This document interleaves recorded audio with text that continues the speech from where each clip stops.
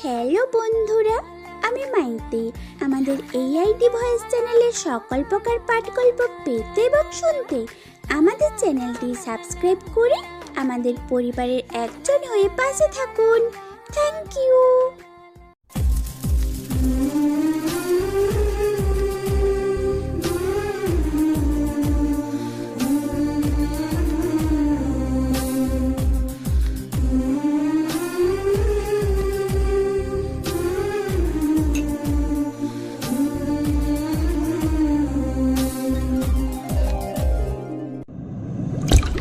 এই তুই আমাকে বিয়ে করেছিস না? আজ আমাদের পাশে তুই আমাকে একটা পাপ্পিও দিস না। মুখ অনেকদিন করে রেখেছিস। কোথায় ভেবেছিলাম পর এই করবে সেই করবে, শাকচুন্নি বান্দাদের কথার সাথে কোনো মিল দিতে পারছি না। এদিকে হঠাৎ আমি বাসর রাতে নতুন বউয়ের মুখে তুই নামক ডাকটা শুনে খানিকটা অবাক হলাম। কি হলো, কিছু বলছিস না কেন? বিয়ে কেন করেছিস? কিছু করবি না? না করলে কলকাতা চুরি গলায় চালিয়ে দেবো। এই তুই ভয় পাচ্ছিস কেন? চুরি তো চালাবো আমার গলায়, আর ফাঁসি হবে তোর। সরি, তুই করে বললাম, এসব বাদ দেন। ওইসব টাকা না আমার দিকে। আমার বুকে ঠিক বাম পাশে একটা তিল আছে। বুকের বাম পাশে তিল থাকলে নাকি অনেক রোমান্টিক হয়। পিচ্ছি বউয়ের মুখে এমন কথা শুনে আমি বিস্ময়ের দৃষ্টিতে তাকিয়ে বলতে লাগলাম, মানে কি বলছেন এইসব কি বলতে হয়? চুপচাপ ঘুমান, নইলে নিচে শুতে হবে। বয়স 15 হবে কিনা সন্দেহ আছে, কথা বলে কি এক একটা। হাই আল্লাহ, কি বলেন আপনি? আপনি আমার স্বামীর ভাবি বলেছে, স্বামীর কাছে সব বলতে। আচ্ছা, আরো কোথায় কি আছে বলবো? জানেন, আমার না নাবির কাছে। আল্লাহ আমাকে বাঁচাও, মেয়েটা তো দেখছি আমায় পাগল বানিয়ে ছাড়বে। এই পিচ্ছি, চুপ করবে তুমি? শুনেছি বাসর ঘরে নাকি এই হয় সেই হয়, স্বামী স্ত্রীর মাঝে। আপনি তো দেখছি কিছুই করছে না। একটা কিস তো করতে পারেন, চাই রোমান্টিক আপনি। আচ্ছা, জোরে নিতে তো পারেন, তা না করে মাঝখানে কোলবাড়ি শিখেছেন। কার কাছে শুনেছ? কেন, ভাবির কাছে। আর কি শুনেছ? ভাবি বলেছে স্বামী যেমন যেমন করতে হয় তেমন করতে হয়। ও আচ্ছা, খুব ভালো তোমার বাবিটা। এখন তুমি ঘুমিয়ে যাও। তোমার বাবি বলেছে না স্বামী যা বলে তাই করতে? সো তাড়াতাড়ি ঘুমিয়ে যাও। তাহলে ঘুমাবো। বাসর রাতে নাকি ঘুমাই না? তুমি কি আমাকে টপ দিচ্ছ? আচ্ছা, কোলবাড়ি সরা, মাঝখানে ইন্ডিয়া পাকিস্তান করে রাখছো। এই পিচ্ছি, চুপ করবে? আমার জীবনটা নরক বানাতে এসেছে। ঘুমাও বলছি। হ্যাঁ, বাসর রাতে কত কিছু শুনেছি স্বামী স্ত্রী, আর ঘুমাতে বলছো। আচ্ছা, একটা আইডিয়া শুনবেন আপনি? আবার আইডিয়া? আচ্ছা বলো, কি বলবে? বাসর রাতে কি করে আপনি বলেন, আমি সব করবো। আইডিয়াটা চমৎকার না? এই কতবার বলবো আমি তোকে স্ত্রী হিসাবে মানি না, তারপরও এত প্যাচ করস কেন? আপনি না মানলে কি হবে? আমি আপনাকে মনে প্রাণে স্বামী হিসেবে মানি। বাঙালি মেয়েদের একবার বিয়ে হয়। আপনি আল্লাহ তাআলার কালামা পড়ে 3বার কবুল বলেছি। তখন থেকে আপনার স্বামী হিসেবে গ্রহণ করেছি। শুধু ইহকালে নয়, পরকালেও আপনাকে স্বামী হিসেবে আল্লাহর কাছে চাইবো। আচ্ছা, এখন কি তুমি ঘুমাবে নাকি নিচে নামিয়ে দিব? যত সব, জীবনটাই শেষ করে দিয়েছে। বিয়ে নিয়ে কত স্বপ্ন ছিল আমার, ছিল বাসর রাত নিয়ে কত পরিকল্পনা, কিন্তু কপালে যে বাচ্চা মেয়েটাকে বিয়ে করতে হবে তা কখনো জানতাম না। আচ্ছা, এটা পাপ্পিতেই আপনাকে। এই বলে মেয়েটি আমার মুখের কাছে মুখ নিয়ে ঠোঁটের সাথে ঠোঁট মিলিয়ে দিল, আর সাথে সাথে আমার চোখ জোড়া বন্ধ হয়ে গেল। পিচ্চিটার নাকের গরমের শ্বাস জানান দিচ্ছে পিচ্চিটা কত কাছে চলে এসেছে আমার। তখন আমি ধাক্কা দিয়ে ছড়িয়ে টাস টাস করে ছড় বসিয়ে দিলাম। এই মেয়ে বাসর রাতে শখ জাগছে, নাক টিপ দিলে দুধ বের হয়ে আসবে, আর সে কিনা বাসর রাত নিয়ে লাফালাফি। যত সব, হিটলারটা আমার জীবনটাকে একেবারে নষ্ট করে দিবে কখনো ভাবিনি। আপনি ভুল বলছেন। নাকে চাপ দিলে দুধ বের হয় না, নাকে টিপ দিলে থাক বলবো না। আল্লাহ, কই রাখছো আমায়? এই ডেবিল মেয়ে, চুপ করবি? পিচ্ছি হয়ে এত কথা বলতে হয় না। সত্যি বলে টেফিল হয়েছে, আর আমি পিচ্ছি না। আমার বয়স 14 বছর 3 মাস 17 দিন। তারপর আমি মনে মনে ভাবছি মেয়েটাকে মারা ঠিক হয়নি, কিন্তু কি করব? পিচ্ছি মেয়েটার জন্য হিটলারটা আমার ভবিষ্যৎটাই নষ্ট করে দিল। আচ্ছা, আপনি ঘুমান। আর হাতে ব্যথা পেয়েছেন কি? কথাটা শুনে নিজের অজান্তেই খারাপ লাগলো। পিচ্চিটার দিকে তাকাতে মনে হচ্ছে একটা পূর্ণিমার চাঁদ। এত সুন্দর কোনো মেয়ে হতে পারে? মুখ দিয়ে রংধনুর আভা বের হচ্ছে। এ কি, পিচ্চিটার ঠোঁট কেটে রক্ত বের হচ্ছে? তাপ্পরটা জুড়ে লাগছে মনে হয়। আচ্ছা, তোমার নাম কি? আমাকে বিয়ে করার সময় নাম শোনেননি? তোমাকে বিয়ে করার কোনো ইচ্ছাই ছিল না আমার। হিটলারটার জন্য বিয়ে করেছি। এখন নাম কি বলবে? আপনি বিয়ে করে ফেলেছেন। শোনেন, আমার নাম কারিমা জাহান মীরা। আচ্ছা মীরা, সরি, তোমার লাগেনি তো? এই যে নাও, টিস্যু দিয়ে রক্তটা মুছে নাও। আপনি না বলেছেন আপনি আমাকে স্ত্রী হিসেবে মানে না, না মানলে আমার জন্য কষ্ট পেতেন না? চুপ করবি? তোকে স্ত্রী হিসাবে কোনোদিন মানি না, আর মানবও না। কাউকে টিস্যু দেওয়া মানে তাকে বউ হিসেবে মেনে নেওয়া না। এই বলে বালিশটা নিয়ে চলে গেলাম সোফাতে। আর একটু তাকলে আমি পাগল হয়ে যাব। কই যাচ্ছেন আপনি? জাহান্নামে যাচ্ছি। চুপচাপ এখানে শুয়ে থাকবি, নইলে তোকে ফ্লোরে শুয়ে থাকতে দিব। আচ্ছা ঠিক আছে। তারপর বাতিটা অফ করে দিয়ে শুয়ে শুয়ে ভাবছি, হিটলার আমার জীবনটাকে এভাবে নষ্ট করে দিবে? তোবা শুনলে বাসায় এসে আমাকে খুন করবে, নইলে সে নিজে গাড়ির নিচে চেপে মরবে। বারবার তোবার কথা মনে পড়ছে। দুজন দুজনকে নিয়ে কত স্বপ্ন দেখেছি, আর মাঝখানে হিটলার তার পিচ্চি মেয়েটাকে বিয়ে করিয়ে দিল। ও আচ্ছা, আপনাদের তো পরিচয়টাই দেওয়া হয় নাই। আমি কাব্য আহমেদ, অনার্স কমপ্লিট করে বাবার মানে হিটলারের হোটেলে এখন কাঁদছি। হঠাৎ রুমে কে যেন বাতি জ্বালিয়ে দিল। এই বিচ্চি, কি করো? কেন, দেখতে পাচ্ছেন না আপনি? আরে আরে, কাপড় কেন খুলছ? আমি কাপড় পরে ঘুমাতে পারি না। যত সব, এই কাপড় পরো। আর যদি কাপড় খুলতে দেখছি, কি যে করব। আপনি বললেন ঘুমাতে, এত ভারী কাপড় পরে কেউ ঘুমায়? কেউ যদিও বা না ঘুমাই, তুই ঘুমাবি। ঘুমা বলছি। বাবা, আমার স্বামী আমাকে কাপড় খুলতে দেয় না। কথাটা বলতেই মুখটা চেপে ধরলাম। এই তোমার কি হয়েছে? এইসব কি বাবাকে বলতে হয়? তো কি করবো, কাপড় পরে ঘুমাতে পারি না, তাই বাবাকে ডাক দিয়েছি। বাবু বলছি যদি কোনো সমস্যা বাবাকে বলতে। আচ্ছা তাহলে কাপড় খুলেই ঘুমাও। আমি কথাটা বলতে দেরি হয়েছে, মেয়েটা কাপড় খুলতে দেরি হচ্ছে না। বুঝিয়ে সুজিয়ে কোনোরকম কাপড়টা গায়ে রাখতে বলে এসে ঘুমিয়ে পড়লাম। সকালবেলা নুসরাত দরজা ধাক্কাচ্ছে আর ভাবি ভাবি করে ডাকছে। নুসরাতের ডাকে ঘুম ভাঙতেই চেয়ে দেখি সকাল হয়ে গেছে। তাই তাড়াহুড়ো করে বালিশটা নিয়ে বিছানায় রাখতেই দেখি মীরার কাপড় চোপড় নিচে পড়ে আছে। আল্লাহ, এ কেমন বউ কপালে জুটালে, শাড়ি পরে ঘুমাতে পারে না। এই ওটো। ও, কি হয়েছে মা? ওই, আমি তোর মা। এই বলে জোরে ধাক্কা দিতেই মীরার ঘুম ভেঙে যায়। কি হয়েছে? কাপড় পরে নাও। এখন আবার বলো না আমি কাপড় পরতে পারি না। আর সত্যি কাপড় পরতে পারি না, আপনি পরিয়ে দিন। আমি পরাতে পারি না। বড় বড় কথা বলতে পারো, আমি ছোট না। কাপড়টাই পরতে পারো না। আর হ্যাঁ, কাপড় পরাতে পারলেও আমি তোমাকে কাপড় পরিয়ে দিব না, নিজে পরে নাও। বাবা, ও বাবা, আপনার ছেলে আমাকে শাড়ি পরিয়ে দেয় না। ওই চুপ করবি তুই, চুপ কর। বাবাকে বলবো তুমি রাতের শাড়িটা নিচে খুলে এখন পরিয়ে দিচ্ছ না। কি? হে আল্লাহ, এই মেয়েটার কথা শুনে মনে হচ্ছে 7 আপকে বিষ ভেবে কে মরে যাই। তুমি মরার কথা কেন বলো? আমি কি তোমাকে ছেড়ে বাঁচবো না? প্লিজ মরার কথা বলো না। যেদিন কালিমা পড়েছি সেদিন থেকে তোমাকে স্বামী হিসেবে গ্রহণ করেছি। তোমার পায়ে যদি একটা কাঁটা ফুটে সেটা আমার কলিজায় ফুটে। আমি কি করব? আমি শাড়ি পরতে পারি না। আচ্ছা আমি পরতেছি, তাও তুমি এমন অলক্ষণের কথা মুখে এনো না। কতটা করুণ সুরে বলল মীরা।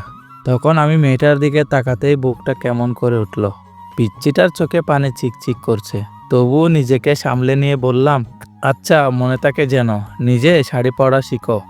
আচ্ছা আমি পরছি। বলেই পিচ্চি মেয়েটা শাড়ি পরছে। কিন্তু এ কি, শাড়ি পরছে নাকি শরীরে কাপড় পাঁচাচ্ছে? এটা দেখে আমি নিজের অজান্তে হেসে ফেললাম। তখন মীরা বলে উঠল, আমি পরতে পারি না, এভাবে হাসায় কি হলো? কথাটা বলার সাথে সাথে মীরার শাড়িটা খুলে গেল। তখনই আমি অন্যদিকে তাকিয়ে বললাম, কি লজ্জা শরম কিছু নাই? মা বাবা কি শিক্ষা দেয়নি? কেন, আপনি কি কোরআন পড়তে জানেন না? পিচ্চি মেয়ের মুখে এমন কথা শুনে খানিকটা বিস্মিত হলাম। তারপর ওর প্রশ্ন করলাম, কি বলছো এসব? শাড়ি পরার সাথে কোরআনের কি সম্পর্ক? কেন, আপনি কি জানেন না আল্লাহ তাআলা বলেছেন স্বামী স্ত্রী একে অন্যের পোশাক স্বরূপ? আমি ছোট মানুষ, শাড়ি পরতে পারি না, কোথায় আপনি পরে দেবেন তা না। অন্যদিকে ফিরে আছেন, আমার শরীরের প্রতিটা অঙ্গ বৈধভাবে দেখতে পারবেন আপনি। এখানে অন্যদিকে ফিরে আছেন কেন? দেন না আমাকে শাড়ি পরিয়ে। পিচ্চিটার কথা শুনে আমি পিচ্চির দিকে তাকালাম। পিচ্চিটা লজ্জায় লাল হয়ে গেছে, চোখ বুজে আছে।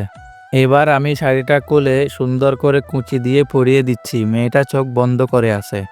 লজ্জায় পিচ্চির সুন্দর মুখটা লাল টমেটো হয়ে গেছে। লজ্জা পেলে যে পিচ্চিটাকে এত সুন্দর লাগে, না দেখলে হয়তো তা আমার অজানাই থেকে যেত। তারপর ফ্লোরে পরে থাকা শাড়িটা হাতে নিয়ে সম্পূর্ণ কুঁচি দেওয়ার পর নাভির কাছে গুজে দেওয়ার সময় কেমন যেন কেঁপে উঠল। পিচ্চির নিঃশ্বাস ভারী হয়ে আসছে। ঠোঁট দুটি কাঁপছে। এদিকে আমি আর নিজেকে কন্ট্রোল করতে পারছি না। পিচ্চির ঠোঁট দুটো হঠাৎ আমার ঠোঁটের সাথে মিশে যাওয়ার আগেই আমার হাতটা ধরে ফেললো। কি হলো? প্লিজ আন্না, আমি আর পারছি না, শরীরটা থরথর করে কাঁপছে। কেন, কি হয়েছে? শরীর খারাপ করলো নাকি? এই বলে সারে কচিটা হাতে নিয়ে নিজেই গুজে দিয়ে বলল। হাত আমি কিছুই বোঝে না, কোথায় হাত দিলে কি হয়। বলে রুম থেকে বেরিয়ে গেল মীরা। পিচ্চিটার কথা শুনে ফ্লোরে বসে পড়লাম আমি। তার কিছুক্ষণ পর রুম থেকে বের হতে সবাই হা হয়ে তাকিয়ে আছে আমার দিকে। আমি কি চিড়িয়াখানার বান্দর যে এভাবে সবার তাকায় তাকা লাগবে? মনে মনে ভাবছি, হিটলারটা আমার জীবনটাকে নষ্ট করে দিয়ে কিভাবে হা করে তাকিয়ে আছে। আমার কথা শুনে সবাই একসাথে হেসে দিল। পিচ্চিটা মুখ ধরে হাসছে। ইচ্ছা করছে সব দাঁত ভেঙে দেই, কিভাবে হাসছে। সত্যি কি বিয়ে করে চিড়িয়াখানার বান্দর হয়ে গেলাম? এরপর সবাইকে উদ্দেশ্য করে বললাম, কি হলো, সবাই হাসছো কেন? বলবে তো? ভাইয়া, তুমি ঠিক মতো লিপস্টিক দিতে পারো না? ভাবি, তুমি ভাইয়াকে সুন্দর করে সাজিয়ে দিও। নুসরাত মীরাকে উদ্দেশ্য করে বলল। এদিকে সবকিছু যেন আমার মাথার উপর দিয়ে যাচ্ছে। আমি কিছুই বুঝে উঠতে পারছি না। সবাই হাসতেছে। আরে তোমরা সবাই কেন হাসতেছো তা তো একবার বলবে। বুঝতেছি না কিছুই আমি। ওই জান্নাত, ফাইজলামি না করে বল কি হয়েছে? আমি কি বিয়ে করে জোকার হয়ে গেলাম? আর তোরা যেভাবে হাসছিস মনে হয় আমি চিড়িয়াখানা থেকে বের হয়ে আসলাম এখন। ভাইয়া, তোমার মুখে লিপস্টিক লেগে আছে, যাও ফ্রেশ হয়ে আসো। মানে রাতে পিচ্চিটা এমন কাজ করেছে? নিজের উপর নিজেরই রাগ হচ্ছে। পিচ্চিটাকে দেখি মিটি মিটি হাসছে আর মনে মনে বলছে, কেমন লাগে রাতে আমাকে ঠকানোর ফুল, পিচ্চিটাকে ঠকালে আল্লাহ এভাবে বিচার করে। তারপর আমি দৌড়ে চলে গেলাম ওয়াশরুমে। ফ্রেশ হয়ে এসে ব্রেকফাস্ট করে নিলাম। তারপর আবারও রুমে চলে আসলাম। আর এভাবে দিন পার। সন্ধ্যাবেলায় ফোনটা কিরিং কিরিং করে বাজছে। আমি ফোনটা ধরতে ওপাশ থেকে চাপা কান্নার আওয়াজ। ফোনের ওই পাশ থেকে কোনো কথাই আসছে না, শুধু চাপা কান্নার আওয়াজ ছাড়া। বুকের ভিতরটা হাহাকার করছে। কলিজাটা ক্ষত বিক্ষত হয়ে যাচ্ছে, কারণ ফোনের ওপাশে যে মানুষটি কান্না করতেছে সে আর কেউ নয়, আমার ভালোবাসার মানুষ সাথী। নিজের অজান্তেই চোখ থেকে টপ টাপ করে পানি পড়ছে। এভাবে প্রায় 5 মিনিট থাকার পর ওপাশ থেকে সাথী বলল, কি অপরাধ করেছিলাম আমি? কেন করলে আমার সাথে এমন? আমি তো তোমার পায়ের নিচে এক টুকরো জায়গা চেয়েছিলাম, কিন্তু কিন্তু তুমি আমার কলিজাতে ছুরি চালিয়ে দিলে, বিয়ে করে নিলে। আমাদের 3 বছরের রিলেশন কিভাবে পারলে তুমি ভুলে যেতে? তাই সিদ্ধান্ত নিয়েছি আমি সুইসাইড করব। আমার যে জীবনে আমার ভালোবাসার মানুষকে পাবো না, সে জীবন রেখে আমি কি করব? সাথীর মুখে সুসাইডের কথা শুনে হঠাৎ আমি থমকে গেলাম। আমার মনে হচ্ছে কেউ যেন আমার বুক থেকে কলেজাটা টেনে বের করে নিচ্ছে। কি বলবো কিছুই ভাবতে পারছি না। তখনই সাথীকে বললাম, কিভাবে আমার আর মীরার বিয়ে হয়েছে, আর কেন আমি বিয়েটা করলাম।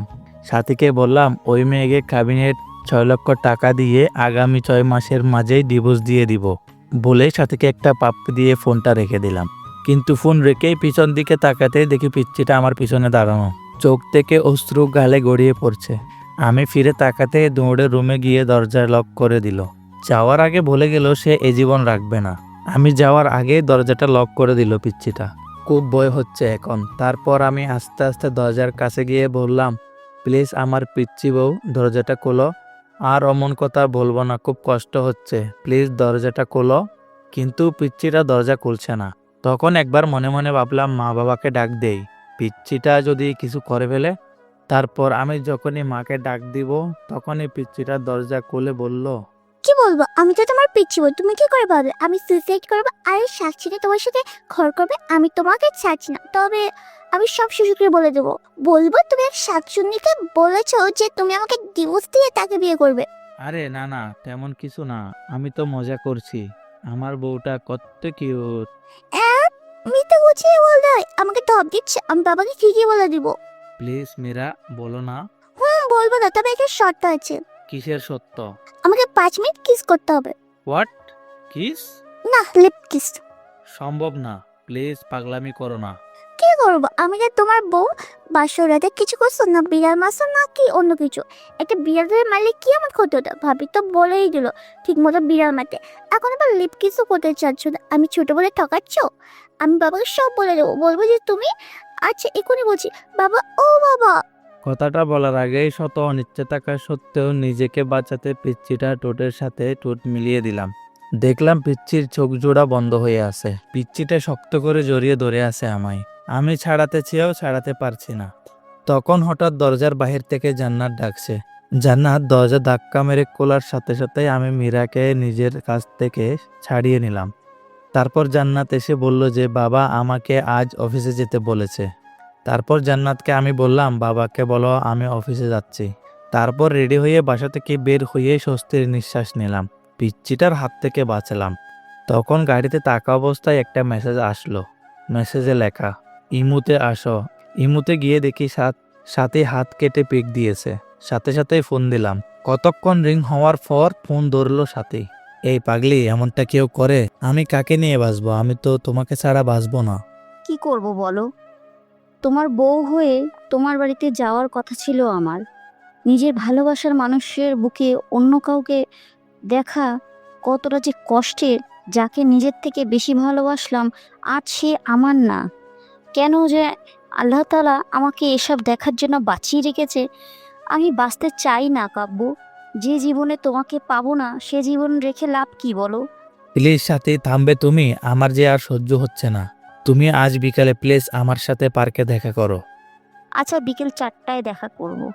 এদিকে অফিস শেষ করে 4টার দিকে পার্কের দিকে রওনা দিলাম। পার্কে গিয়ে দেখি সাথী নীল শাড়ি পরে বসে আছে। তারপর আমিও সাথীর পাশে গিয়ে বসলাম। বাতাসে সাথীর চুল থেকে মাতাল হাওয়া আসছে। আমার বসা দেখে সাথী আমার দিকে চেয়েই কেঁদে দিল। সাথীর চোখ থেকে টুপ টুপ করে পানি পড়ছে। মনে হচ্ছে আমার হৃৎপিণ্ডে রক্তকরণ হচ্ছে। সাথীর কাজল কালো চোখ জোড়া চোখের পানিতে লিপটে যাচ্ছে। চোখগুলি ফুলে গিয়েছে। হাতের দিকে তাকাতেই কলিজাটা কেঁপে উঠল। সাথীর হাতে ব্যান্ডেজ। বুঝতে বাকি রইল না যে এটা সাথীর পাগলামি। চোখ দিয়েও অনবরত পানি আসছে। কিভাবে বলবো 3 বছরের ভালোবাসা? এই, তুমি কাঁদছো কেন? তুমি না আমার প্রাণ। আর কত কষ্ট দিবে জানো? যখন শুনেছি তোমার বিয়ে হয়ে গেছে মনে হচ্ছে প্রাণটা কেউ ধরে বের করে নিচ্ছে। কত স্বপ্ন দেখেছিলাম তোমাকে নিয়ে, আজ সব শেষ। আমায় একটু বুকে নিবে কাব্য? সাথীর বলতে দেরি হয়েছে। পাগলিটাকে শক্ত করে জড়িয়ে নিতে দেরি করিনি। বুকটা কেমন জানি ভিজা ভিজা লাগছে। পাগলিটার চোখের পানিতে গায়ের শার্টটি ভিজে যাচ্ছে। পাগলিটা এমনভাবে জড়িয়ে ধরে আছে মনে হচ্ছে ছোট্ট বাচ্চা ভয় পেলে যেভাবে আঁকড়ে ধরে থাকে সেভাবে জড়িয়ে ধরে আছে আমায়। এভাবে কিছুক্ষণ জড়িয়ে ধরে থাকার পরে আমি বললাম, কি হলো? আর কতক্ষণ জড়িয়ে ধরে থাকবে আমায়? সবাই ফেল ফেল করে তাকিয়ে আছে আমাদের দিকে। কি করব? তোমার বুকটাতেই যে আমার ঠাঁই। জানো কাব্য, প্রতি রাতে স্বপ্ন দেখেছিলাম তোমায় নিয়ে। কতটা ভালোবেসেছিলাম তোমায়। কিন্তু আজ তুমি অনেক কাছে থেকেও অনেক দূরে। কাব্য, আমার কপালে একটা চুমো দেবে? খুব কাছে পেতে ইচ্ছে করছে তোমায়। দাও না, প্লিজ দাও। তারপর আমি পাগলিটাকে আবারও বুকে টেনে নিয়ে কপালে আলতো করে ভালোবাসার স্পর্শ এঁকে দিলাম। আচ্ছা কাব্য, তুমি না বলেছো ওই মেয়েটাকে ডিভোর্স দিবে? হ্যাঁ।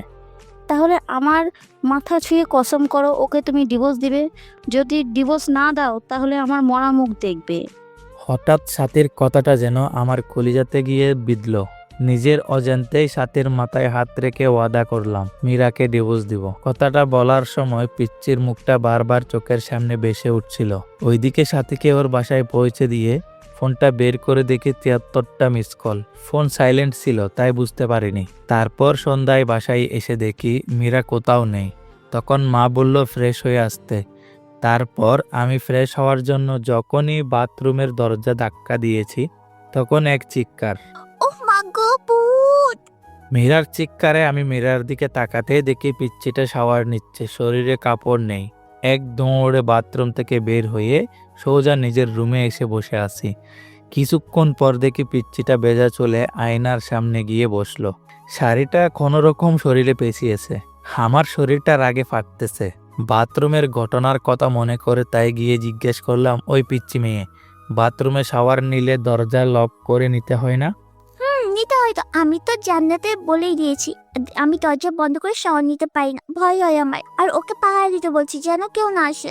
তখন আমি মনে মনে বলছি, এজন্যই তো ডেভিল বোনটা ওয়াশরুমে যেতে দেখেও মুচকি মুচকি হাসলো। ওইদিকে পিচ্চিটার দিকে চেয়ে দেখি পিচ্চিটা চোখে কাজল দিতে গিয়ে চোখের নিচে লেপটে ফেলেছে। যতটা না রাগ হচ্ছে তার থেকেও বেশি হাসি পাচ্ছে। গোমরামো মুখে আসো কেন? আমি কি করব? কখনো কোনোদিন সাজিনি, কিন্তু তুমি আমাকে আদর করে না, ভালোবাসো না, তাই আমার লক্ষ্মী ননদে আমাকে এভাবে সাজতে বলছে। কিন্তু আমি তো কাজল দিতে পারি না, দিয়ে দাও না, সেদিন মতো শাড়ি পরে দাও না প্লিজ। পিচ্চিটার কথা শুনে আমার খুব রাগ হচ্ছে। বাবাজি কি দেখি পিচ্চিটাকে আমার গাড়ে ঝাঁপিয়েছে। এই পিচ্চি, আরেকবার শাড়ি এবং কাজল দিয়ে দেওয়ার কথা বললে ঘর থেকে বের করে দিব। পিচ্চিটা আমার কথা শুনে সাথে সাথে কান্না করে দিল আর হেঁচকি দিতে দিতে বলল, আমাকে তাড়িয়ে দিও না, তুমি তাড়িয়ে দিলে আমি কোথায় যাব? আমার এই যে কেউ নেই তুমি ছাড়া। তখন আমি কোনো জবাব না দিয়ে রুম থেকে বের হয়ে গেলাম। মা খাবার বেড়ে দিলে যখনই খাবার মুখে দিব তখনই মা বলল, কাব্য বাবা, মীরা মাটা খায়নি। মীরা বলছিল তুমি আসলে খাবে। জানিস বাবা, ছোট মেয়ে তো সারাদিন এত করে বলার পরেও কিছু খায়নি। মেয়েটার মুখের দিকে তাকানো যায় না, ওকে নিয়ে একসাথে খা। মার কথাটা শুনে নিজের অজান্তেই মনটা খারাপ হয়ে গেল পিচ্চি মেয়ের পাগলামি দেখে। আচ্ছা মা, তুমি বসো, আমি মীরাকে নিয়ে আসছি। এই বলে রুমে গিয়ে দেখি পিচ্চিটা ড্রেসিং টেবিলের সামনে বসে এখনো কাঁদছে। এই মীরা, তুমি খাওনি কেন? স্বামীকে ছাড়া কোন স্ত্রী খায়? আচ্ছা চলো একসাথে খাবো। আর হ্যাঁ, আজকের পর খাওয়ার সময় হলে কে নিবে, আমার জন্য অপেক্ষা করতে হবে না। না, আমি খাবো না। তুমি একটা পচা, আমাকে আদর করে খেতে পারি, তার আগে তোমার চোখে কাজল দিয়ে দিবে, কালকের মতো শাড়ি পরে দেবে। জানো তোমার স্পর্শ আমার অঙ্গ জুড়ে থাকে, তুমি বোঝো না আমি তোমার স্পর্শে কতটা শিহরিত। তারপর নিজের অনিচ্ছা থাকা সত্ত্বেও পিচ্চিটার চোখে কাজল এবং শাড়ি পরিয়ে দিলাম। রাতে একসাথে গিয়ে একটা বালিশ আর চাদর নিয়ে আমি ফ্লোরে শুয়ে পড়লাম পিচ্চিটাকে কাটে শুইতে দিয়ে। এদিকে পিচ্চিটা আমাকে খাটে শুয়ে থাকার জন্য বললেও দমক দিতে আর কিছু বলেনি। এদিকে রাতে ঘুমিয়ে গেছি, হঠাৎ বুকটা ভারী ভারী লাগছে। চোখ খুলতেই ভূত দেখার মতো ভয় পেলাম, কারণ মীরা আমার বুকে শুয়ে আছে। চাঁদের আলো জানালার কাঁচ ভেদ করে পিচ্চিটার মুখে এসে পড়েছে। এত মায়াবী লাগছে কেন মেয়েটাকে চাঁদের আলোয়? না দেখলে হয়তো আমার অজানাই থেকে যেত।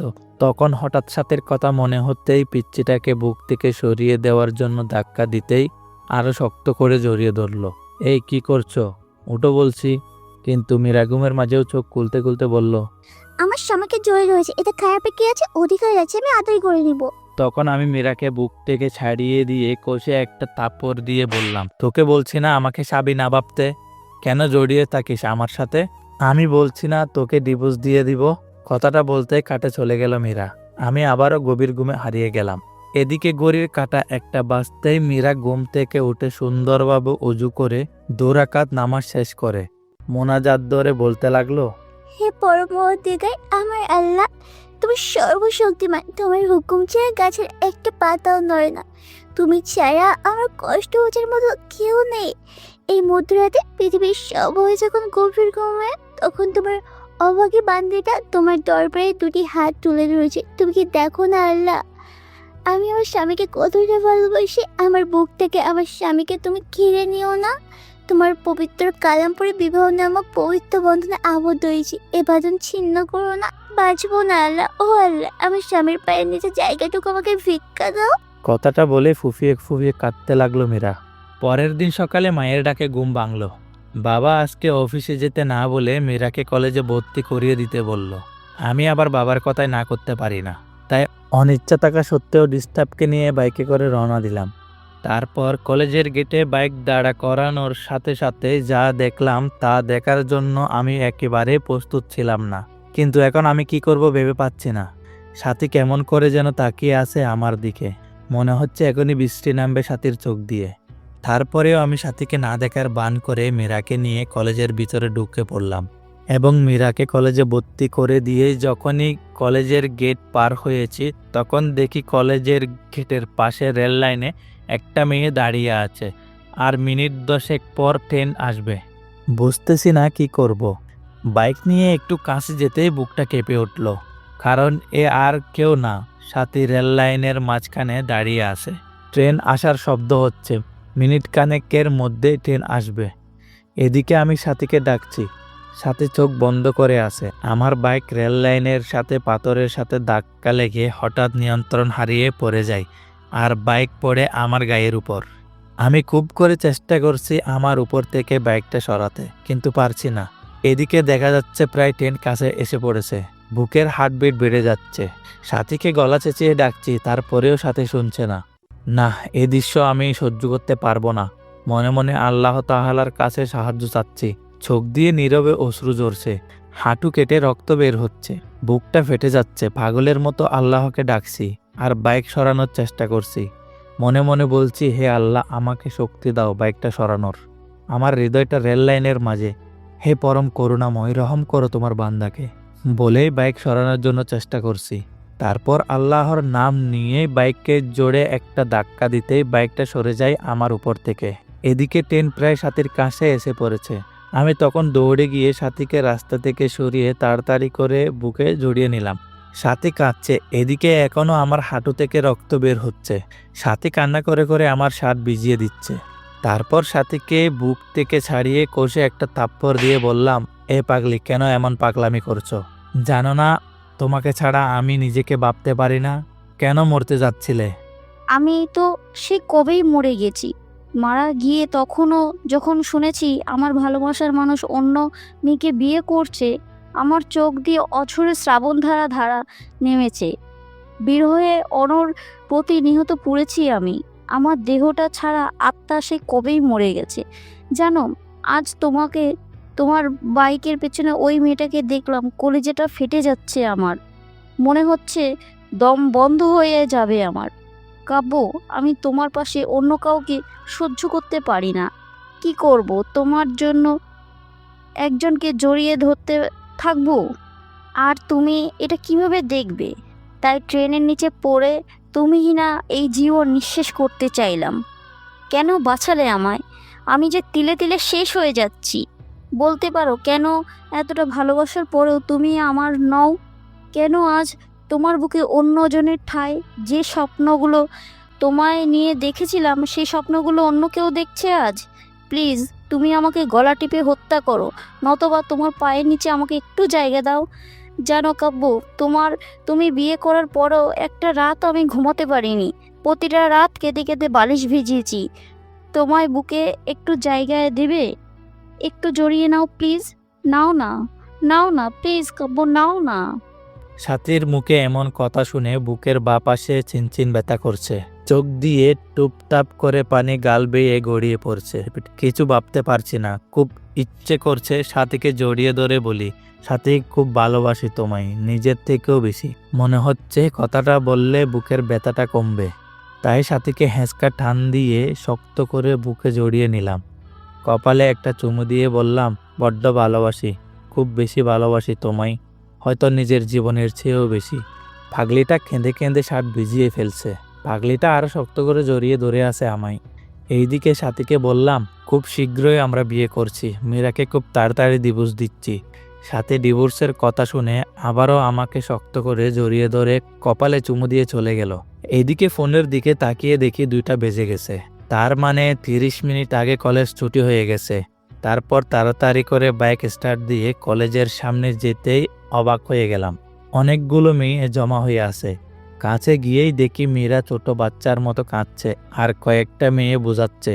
আমি কাছে যেতেই মীরা দৌড়ে এসে আমাকে জড়িয়ে ধরে কাঁদতে কাঁদতে বলল, আমি আর কলেজে আসবো না। তুমি আমায় ভালোবাসো না। কখন কলেজ ছুটি হয়েছে, ছেলেরা কিরকম ভাবে আমার দিকে তাকায়, আমার ভয় লাগে না?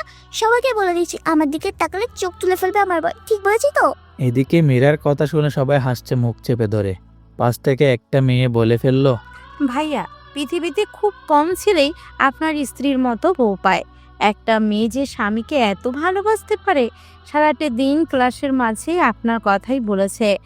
আপনি নিতে আসতে দেরি করেছেন বলে ছোট ছোট বাচ্চা মেয়ের মতো কাঁদছে, হাসিও পাচ্ছে আবার কান্নাও আসছে। এখনকার যুগে এমন মেয়েও পাওয়া যায়। তারপর আমি সবার কাছ থেকে মীরাকে নিয়ে বাইকে ওঠাতেই মীরা শক্ত করে জড়িয়ে ধরল। মনে হচ্ছে খুব ভয় পাচ্ছে। তারপর মীরাকে নিয়ে বাসায় আসার পর মাকে কান্না করে করে সব বলল। এদিকে রাগে আমার শরীরটা জ্ঞান জ্ঞান করছে। তারপর দুপুরে খেয়ে বন্ধুদের সাথে আড্ডা দিতে চলে গেলাম। আড্ডা দেওয়া শেষ করে রাত 10টার সময় ফোন বের করে দেখি বাবা 5 বার ফোন দিয়েছে। অন্যদিকে মীরার নাম্বার থেকে 100+ ফোন এসেছে। তখনই তাড়াহুড়ো করে বাসায় গিয়ে দেখি বাবা দরজার সামনে দাঁড়িয়ে আছে। বাবার সামনে যেতেই বাবা বলল, ঘরে নতুন বউ রেখে বাইরে কোন ছেলে থাকে? আর যদি এমন হয় আমার বাড়ি থেকে বের হয়ে যাবে। তখন আমি কিছু না বলে রুমে গিয়ে শুয়ে পড়লাম। কিছুক্ষণ পর দেখি মীরা আমাকে ডাকছে। এই ডাকছো কেন? কি হয়েছে? তুমি খাবে না? বাবা খুব বকা দিয়েছে তাই না? এই নাও হা করে আমি খাইয়ে দেই। মীরা কথাটা বলে মুখের কাছে খাবার তুলে দিতেই একটা থাপ্পড় বসিয়ে দিলাম। সাথে সাথে খাবারের প্লেটটা ফ্লোরে ফেলে দিলাম। তারপর বললাম, এই তুই কি চাস? আমার জীবনটা তো নরক বানিয়ে দিয়েছিস। আমার বুক থেকে আমার ভালোবাসার মানুষটাকে সরিয়েছিস। এখন আমার বাবার কাছ থেকে আমাকে দূরে সরিয়ে আমার সমস্ত সম্পত্তি তোর করার প্ল্যান করছিস? আমি তোকে এই মাসেই ডিভোর্স দিব। একদমে কথাটা বলে দিলাম। তাকিয়ে দেখলাম মীরার ঠোঁট কেটে রক্ত বের হচ্ছে। জানো তোমার সাথে খাবো বলে আমি এখনো খাইনি, ক্ষমা করে দিও প্লিজ। এতিমখানায় বড় হয়েছি আমি, তাই বাবা মার আদর পাই। তোমার মা বাবাকে নিজের বাবা মা মনে করে নিয়েছিলাম, শুধু ভালোবাসা চেয়েছিলাম আর কিছু নেই। এতিম হয়ে জন্ম নিলেও সম্পদের প্রতি মোহ নেই আমার। আমি মীরার দিকে চেয়ে দেখি মীরা কাঁদছে, চোখগুলি লাল হয়ে গেছে। নেকা কান্না দেখে শরীরটা রাগে ফেটে যাচ্ছে। দুনয়নে দেখতে মন চাচ্ছে না মীরাকে। এই এতিম মেয়েটার জন্যই আর সাথে মরতে বসছিল। এই তুই এখানে কাঁদবি না প্লিজ। তোর এই অলক্ষণী চেহারাটা নিয়ে আমার চোখের সামনে থেকে দূরে সরে যা প্লিজ। কথাটা বলে আমি শুয়ে পড়লাম। রাত্রিবেলায় এদিকে মীরা সুন্দর করে অজু করে শ্বশুরের দেওয়া কোরআনটা পড়ে নামাজে দাঁড়িয়ে গেল। নামাজ শেষ করলো কেঁদে কেঁদে। নামাজ শেষ করে আজকেও মোনাজাত ধরে আল্লাহর কাছে অনেকক্ষণ কাঁদলো। তারপর মোনাজাত শেষ করে রুমে গিয়ে শুয়ে পড়ল। ফজরে নামাজের আজান শুনে ঘুম ভাঙতেই আমি অবাক হলাম। মীরা মেয়েটাকে রাতে এত বকা দেওয়ার পরেও আমাকে জড়িয়ে ধরে শুয়ে আছে। মন চাচ্ছে ধাক্কা দিয়ে ফেলে দেই। এই কি হচ্ছে? উঠো। আর একটু ঘুমাই। এই বলে আরো শক্ত করে জড়িয়ে ধরল। এখন আমার ধৈর্যের বাঁধ ভেঙে যাচ্ছে। জোরে একটা ধাক্কা দিয়ে বিছানা থেকে ফেলে দিলাম। আহ করে চিল্লানি দিয়ে উঠল মীরা। তারপর আমি বিছানা থেকে উঠে ফ্রেশ হয়ে এসে দেখি মীরা কুড়িয়ে কুড়িয়ে হাঁটছে। মীরা মা, তোমার কি হয়েছে? খুঁড়িয়ে খুঁড়িয়ে হাঁটছো কেন? আমু রাত থেকে ঘুম থেকে উঠতে পাঁজরে ব্যথা পাচ্ছি। কথাটা বলে করুণভাবে আমার দিকে তাকালো মীরা। এখন নিজেকে অপরাধী মনে হচ্ছে আমার। তারপরেও আমি কিছু বললাম না। পরের দিন বাবা আমাকে আর মীরাকে হানিমুনে পাঠানোর ব্যবস্থা করে দিল। আর আমি সাথীকে বলে সব রেডি করে রেখেছি। আমাদের সাথে সাথীও কক্সবাজার যাবে। সবাই জানবে আমি হানিমুন করতে যাচ্ছি মীরার সাথে। কিন্তু না, আমি হানিমুন করব তো সাথীর সাথে। সাথীকে এসব বলেই ফোনটা রাখতে পিছন দিকে তাকিয়ে দেখি মেয়েরা সিলিং ফ্যানের সাথে ঝুলছে। এমন একটি ওড়না গলায় পড়ছে, এটা দেখার সাথে সাথেই বুকের ভিতরটা কেমন জানি চিনচিন করে ব্যথা করতে লাগলো। আমি দৌড়ে গিয়ে মীরাকে একটা থাপ্পড় দিয়ে বললাম, মীরা কি করছো এসব? দেখছেন না কি করছি? আমি ছোট বলে এতিম বলে কারোর ভালোবাসা পাবো না। বিয়ের পর সকল নারীরা স্বামীর অধিকার চাই, আর আপনি বিয়ের পর তো অধিকার যত দূরের কথা, একটা রাত পর্যন্ত আপনার বুকে ঘুমাতে পর্যন্ত দেন। এক কতটা স্বপ্ন দেখেছিলাম তোমার নিয়ে, কিন্তু তুমি আমার রেখে অন্য মেয়ের সাথে অবৈধ সম্পর্ক করতে চাচ্ছ। প্লিজ মীরা, বোঝার চেষ্টা করো। এখন এসব বলার সময় নয়। চলো, দেরি হয়ে যাচ্ছে, গাড়ি মিস করব আবার। তারপর মীরা আর কিছু বলল না। এদিকে মীরার এসব কাণ্ড কারখানা সব সাথীকে বললাম। সাথী বলল কোনো চিন্তা না করতে। অবশ্য আমাদের সাথে একই গাড়িতে করে সাথীও গেল কক্সবাজার। কক্সবাজার আসার পর রাতের বেলা রুমে শুয়ে আছি। তখনই হঠাৎ সাথীর ফোন ধরতে সাথী বলল পাশের রুমে এসো। এদিকে আমি পাশের রুমে যেতেই সাথী 7 আপের সাথে কি যেন মিশিয়ে দিয়ে খেতে বলল। আমি কিছু মনে না করে খেয়ে ফেললাম। আর এগুলো খাওয়ার সাথে সাথে আমার মাথা যেন কেমন করে ঘোরাচ্ছে, নেশা নেশা লাগছে। আমার সাথীকে খুব কাছে পেতে ইচ্ছা করছে। তখন আমি আমার নিজের অজান্তেই সাথীকে জড়িয়ে ধরে ফেললাম। সাথীও রেসপন্স করলো। আমি আস্তে আস্তে সাথীর লিপের সাথে আমার লিপ জোড়া মেলানোর আগেই সাথীর ফোনটা কিরিং কিরিং করে বাজতে লাগলো। ফোনটা ধরে সাথী ওয়াশরুমে চলে গেল। এদিকে কিছুক্ষণ পর ওয়াশরুম থেকে এসে বলল, বাবু আমি অসুস্থ, কাল যা মন চাই তাই করো। এই বলে সাথী আমাকে আমাদের রুমে নিয়ে গেল। আর মীরাকে বলল সে আমাদের কলেজের ফ্রেন্ড। অবশ্য মীরা এর আগে কখনো সাথীকে দেখেনি। এদিকে আমি রুমে গিয়ে বিছানায় শুয়ে পড়লাম। এখনো আমার শরীর আর চোখ দিয়ে উত্তাপ বের হচ্ছে। আমার নেশা এখনো লেগে আছে।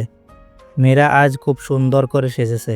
চেহারায় হালকা মেকআপ, ঠোঁটে লাল লিপস্টিক, পরনে একটা কালো শাড়ি। মনে মনে ভাবলাম সব কবি সাহিত্যিকদের গল্পের নায়িকারা সুন্দরী হয়, আর তারা সব সময় লাল না হলে নীল শাড়ি পরিহিত করে থাকে। যা দেখে নায়ক প্রেমে পড়ে যায়। কিন্তু সাহিত্যিকগণ কি কখনো দেখেছেন একজন সুন্দরী রমণী কালো শাড়ি পরলে তাকে কিরকম দেখায়? আজ কি অপরূপটাই না লাগছে মীরাকে, চোখে কাজল দেওয়াতে আরো মায়াবী লাগছে। তারপর মীরা এসে কাটে বসতেই আমি মীরাকে একটা হ্যাঁচকা টান দিয়ে বুকে জড়িয়ে নিলাম। এ ঘটনায় আতঙ্কিত হয়ে মীরা একটা বিব্রত হলো, তারপর বলল, আপনাকে একটা কথা বলবো। বলো, কি বলবে? আপনার কাছে একটা জিনিস চাইবো, দিবেন তো আমায়? আচ্ছা বলো, দেওয়ার মতো হলে দিব। টাকা লাগবে কি? না, টাকা চাই না, আমার তো তোমাকেই চাই। কি বললে? না কিছু না, শোনো, তুমি কি আমাকে একটা কিউট মেয়ে মা বানাবে যার নাম তোমার পছন্দের নামুনশের রাইসা? লজ্জা ভরা মুখে কথাটা বলে মাথা নিচু করে ফেলল মীরা। ইস, বাবুর মা হওয়ার কথা বলে কিরকম লজ্জায় না পেয়েছে। লজ্জা বাবুটা। তারপর আমি মীরার কানের কাছে মুখটা নিয়ে গিয়ে বললাম, তাহলে কাছে আসো, তোমাকে রাইসার মা বানাচ্ছি। কথাটা আমি দুষ্টু মিষ্টি ছলে বললাম। মীরা তখন ছোট বাচ্চার মতো আমার বুকে মুখ লুকালো। আমি মীরার কপালে আলতো করে একটা চুমু দিয়ে আর শক্ত করে জড়িয়ে ধরলাম। পিচ্চিটাটা ঠোঁট জোড়া আমার ঠোঁটের সাথে মিলিয়ে দিল। এরপর স্বামী স্ত্রীর নারী পুরুষের সবচেয়ে ঘনিষ্ঠ কিছু মুহূর্ত পার করলাম। তারপর মীরাকে বুকে জড়িয়ে নিয়ে শুয়ে পড়লাম। সকালে ঘুম থেকে উঠে দেখি মীরার কাপড় চোপড়ের কিছুই ঠিক নেই। আমার শরীরের বিভিন্ন জায়গায় লিপস্টিকের দাগ। পিচ্চিটা এখনো আমাকে শক্ত করে জড়িয়ে ধরে আছে। তখনই আমার রাতের কথা মনে হতেই লাফ দিয়ে উঠলাম। এ কি করলাম আমি তো মীরাকে ডিভোর্স দিব, তবে কেন বা তার সতীত্ব হরণ করলাম? মাথা কাজ করছে না আমার। মীরাকে আজ খুশি খুশি লাগছে। বিয়ের পর কখনো এতটা খুশি দেখিনি ওকে। আমি সকাল সকাল ফোন দিয়ে সাথীকে সবকিছু বললাম। সাথী আমার কথা শুনে তেলে বেগুনে ফুলে উঠল। সাথীকে বললাম, সব কিছু তোমার জন্যই হয়েছে। তুমি যদি গতকালকে সে মেডিসিন না খাওয়াতে তাহলে এমনটি হতো না। আচ্ছা বাদ দাও, তোমাকে কাল আমি একটা পিল দেব, সেটা খাইয়ে দিও, আর কোনো চিন্তা করো না। সাথীর কথা শুনে আমি বেশ অবাক হলাম, কিন্তু আমি সাথীকে ভালোবাসি, কথাও দিয়েছি সাথীকেই বিয়ে করব। তাই আর কোনো কিছু চিন্তা না করে রাজি হয়ে গেলাম। পরের দিন রাতে একটা পিল নিয়ে মীরাকে দিয়ে বললাম, মীরা এটা কে নাও তো পিলটা। কিসের পিল এটা? আমি তো সুস্থ, আপনি কিসের পিল খেতে বলছেন আমাকে? মীরা, তোমাকে মিথ্যা বলে লাভ নেই, আমাকে ক্ষমা করে দিও। গতকাল রাতে তোমার সাথে যা যা হয়েছে তা নিছক একটি দুর্ঘটনায় মাত্র। হ্যাঁ, আমি জানি গতকাল তুমি যা হারিয়েছ তা পৃথিবীর বিনিময়েও ফিরিয়ে দিতে পারবো না। আমি ডিভোর্স পেপারে রেডি করে রেখেছি, তাই আমি চাই না আমার সন্তান তুমি গর্ভে ধারণ করো। চিন্তা করো না, ডিভোর্সের সাথে তোমাকে কাবিনের 20 লক্ষ টাকার একটা চেক দিয়ে দিচ্ছি, সময় করে ব্যাংকে থেকে তুলে নিবে। আমার কথাটা শোনার সাথে সাথেই মীরা আমার দুপা জাপটে ধরে বলতে লাগলো, প্লিজ আমার গর্বের সন্তান নষ্ট করতে বলবেন না। আপনার মন চাই আপনি আরো একটা বিয়ে করেন, আমি কখনো কোনদিন আপনার কাছে স্বামীর অধিকার চাইবো না। আর আপনার বাড়িতে তো 2টা কাজের মেয়ে রাখছেন, আমাকে নিয়ে নয় 3টে হবে। প্লিজ আমার সন্তানটা নষ্ট করার কথা বলবেন না প্লিজ। আমি সারা জীবন আপনাদের বাসায় কাজের মেয়ে হয়ে থাকবো, কোনো পারিশ্রমিক দিতে হবে না আমাকে। শুধু আমাকে ডিভোর্স দিয়ে না, আমার সন্তানটা যেন বলতে পারে যে আপনি তার বাবা। আমি চাই না আমার মতো আমার অনাগত সন্তানটা পেতে পড়েছে বড়। প্লিজ এতটা এতিমকে এইভাবে ফিরিয়ে দেবেন না। আপনার পায়ের নিচে একটু জায়গা দেন, নয়তো গলায় টিপে মেরে ফেলেন। এই মীরা, কি করছো? পা ছাড়ো। দুঃখিত মীরা, আমি পারবো না। আমার জীবনে সাথী ছাড়া আর কেউ নেই। এখন পিলটা খেয়ে নিবে, আর যদি না খাও তাহলে মনে করবা তুমি আমার বুকে পা রেখে তুমি গর্ভধারণ করবে। এখন তোমার ইচ্ছা। এমন কসম দিও না, আমার কাছে যে তোমার ইচ্ছা সবার উপরে পারবো না। আমি তোমার বুকে পা রেখে সন্তানকে নিজের বাজে বড় করতে। ক্ষমা করে দিও মীরা, এছাড়া আমার কোনো উপায় ছিল না। এই নাও পিল, আর এই নাও পানি, খেয়ে নিও। আচ্ছা দাও। এই বলে জন্ম নিয়ন্ত্রণ পিলটা হাতে নিয়ে নিল মীরা। চোখ থেকে টপ টপ করে পানি পড়তেছে। করুণ দৃষ্টিতে তাকিয়ে আছে আমার দিকে। মনে মনে ভাবছে হয়তো আমি বলবো পিল খেতে হবে না মীরা, কিন্তু না, আমি কোনো কথা বললাম না। মীরা আমার দিকে তাকিয়ে থেকে বিষ যেমন করে মানুষ মুখে নেয় তেমনি করে মুখে নিয়ে নিল। গ্লাস থেকে একটু পানিও মুখে নিল। নিজের অজান্তে মনে হচ্ছে খুব বড় একটা পাপ করে ফেললাম আমি। এদিকে বাবা ফোন করলো যে বাবা অসুস্থ, তাই বাড়ি ফিরে যেতে হবে। মনে মনে স্থির করে নিলাম বাড়িতে ফিরে ডিভোর্স পেপারের জন্য আবেদন করব। তারপর মীরাকে নিয়ে বাসায় ফিরলাম। এদিকে সাথী বলল যে মীরাকে আমাদের দুজনের মাঝ থেকে যত তাড়াতাড়ি সম্ভব সরিয়ে ফেলবে। আমি অনেক বোঝানোর পরেও সাথী বলল, সেদিন কক্সবাজারে মেয়েটা যা বলেছে সব শুনেছি আমি। আর সবচাইতে বড় কথা হলো মেয়েটাকে তোমার বাবা অনেক স্নেহ করে। আমি তোমাদের বাড়ি রহিমের কাছে খবর পেয়েছি যে তোমার বাবা নাকি তোমার সম্পত্তি মীরার নামে লিখে দেবে। তাই আমাদের ভবিষ্যতের জন্য মীরাকে আমাদের পথ থেকে সরিয়ে দেব। আমি তোমাকে না বলেই প্রফেশনাল কিলারের সাথে কন্ট্যাক্ট করেছি। না সাথী, এ হতে পারে না। আমাদের ভালোবাসার জন্য একটা নিষ্পাপ জীবনকে হত্যা করব? না সাথী, এটা করা ঠিক হবে না। বাবু দেখো, আমিও চাই না, কিন্তু আমার মনে হয় না তোমার বাবা কখনো মীরা বেঁচে থাকতে আমাকে মেনে নেবে। আর তোমাকে না পেলে আমি বাঁচব না, সত্যিই মরে যাব। তুমি আমার নিঃশ্বাস, তুমি আমার বিশ্বাস, আমার প্রাণ। জানো, তুমি মীরাকে বিয়ে করার পর আমি একটা রাতও শান্তিতে ঘুমাতে পারিনি। কতটা ভালোবাসার পরও কেন যে আল্লাহ তোমার আর আমার মাঝে একটা বড় দেওয়াল তুলে দিল। প্লিজ তুমি আমাকে খুন করে ফেলো, নয়তো আমাকে তোমার বুকে টেনে নাও। তোমার বুকটাতেই যে আমার শেষ ঠিকানা, তোমার বুকেই আমি শেষ নিঃশ্বাস ত্যাগ করতে চাই। প্লিজ কান্না করো না। আমি সব সইতে পারি, কিন্তু তোমার কান্না সহ্য করতে পারি না। তোমাকে যে বড্ড ভালোবাসি, কিন্তু আমাদের ভালোবাসার জন্য একটা নিষ্পাপ জীবনকে কেমনে সরিয়ে ফেলি? আল্লাহ কি ক্ষমা করবে আমাদেরকে? জানি এটা অন্যায়, কিন্তু এছাড়া আমাদের হাতে আর কোনো উপায় নেই। কথাটা বলে আমার হাতটা নিয়ে সাথীর গলা চেপে ধরে মেরে ফেলতে বলল। প্লিজ কিল মি, আমাকে গলা চেপে মেরে ফেলো কাব্য। আমি তোমাকে ছাড়া বাঁচবো না। জানো কাব্য, মেয়েরা সব কিছুর ভাগ দিতে পারলেও তবে একটা ভাগ কখনোই তারা দিতে পারে না, আর তা হলো তার ভালোবাসার মানুষের ভাগ। বিশ্বাস করো, আমার একদম সহ্য হয় না মীরাকে।